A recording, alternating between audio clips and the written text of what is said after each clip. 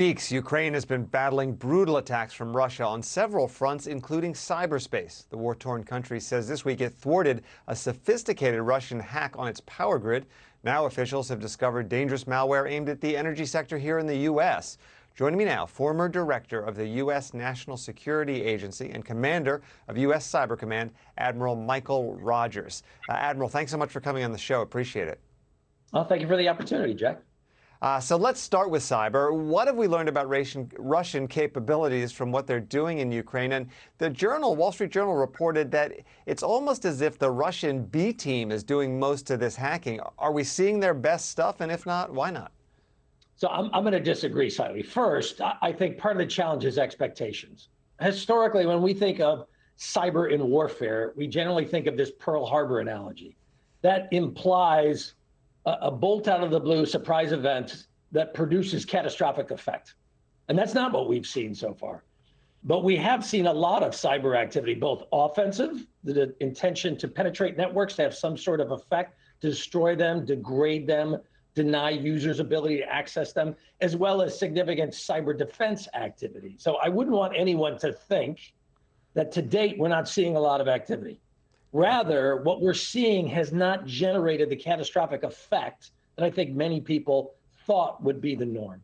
With respect to the other portion of your question about, well, does this mean that we're seeing the P team from the Russians? I think it highlights a couple of things. Number one, it is very challenging to have significant cyber effect against a high quality network operator who is focused on defense, very aggressive, using good defensive cybersecurity capabilities. That's a difficult challenge.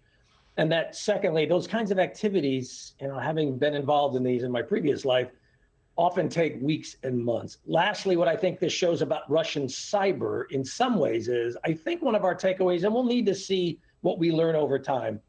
This suggests to me that in some ways the Russians have kind of optimized themselves for the long-term penetration of networks that are pretty dynamic, not necessarily strongly defended, and that they are finding it challenging to penetrate and have effect, significant effect, against well-prepared networks in which the defender is very aggressive, very much looking for such activity.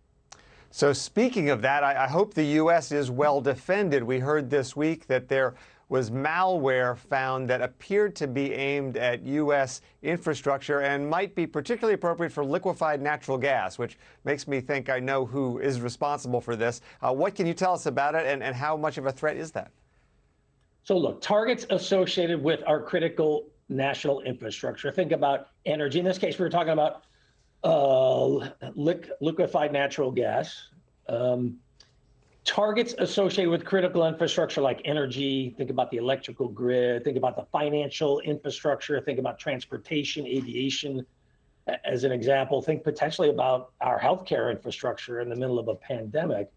Those kinds of targets have a very high potential to be the focus of an adversary.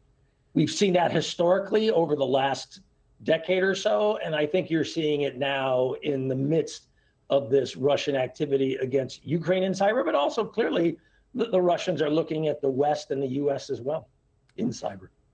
Let's pivot to another front, Scandinavia. So Sweden and Finland supposedly moving a little closer to applying to be members of NATO. How likely is that? How could it play out? What do you think the Russian response would be? So clearly that's a decision for both those two nations, Sweden and Finland, as well as the NATO alliance.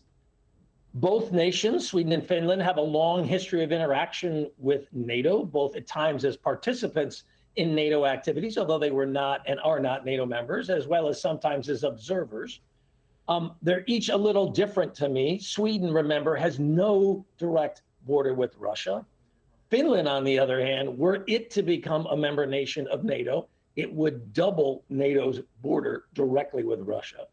I suspect the Finn piece in particular has the Russians highly concerned, because again, remember, one of the things that started us down this road was Putin's continued view that NATO expansion up to the point where it was directly on his border was unacceptable and of significant concern. And he just didn't feel that that was acceptable. So clearly, Expansion of NATO in general would be of concern to the Russians. I think Finland joining would be a particular concern, just given the length of its border with Russia.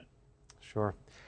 So recently we heard that the Ukrainians had sunk a Russian warship. I'm interested in your take on that as a former admiral. Also, Ukrainians apparently using helicopters to attack on Russian soil. Meanwhile, the new general in Russia apparently gearing up for a major attack on the Eastern Front. Obviously, it's all guesswork, but as a military mind, how do you see this likely to play out over the coming weeks ahead of the May Day celebration in Russia?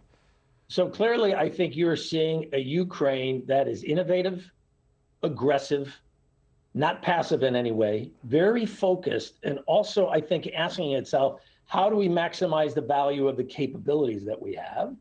As well as, I think the potential activity in Russia itself is also a signal to the Russians. Remember, we, Ukraine, have the means to apply military force beyond our own borders into Russia. You want to think long and hard about continuing this, let alone expanding this effort. Either way, not a quick ending to this horrible situation. No, this is not something I think that's going to end in some number of days or small number of weeks, sadly. Well, it's still great to have your insights. Admiral Mike Rogers, thanks very much. Thanks very much.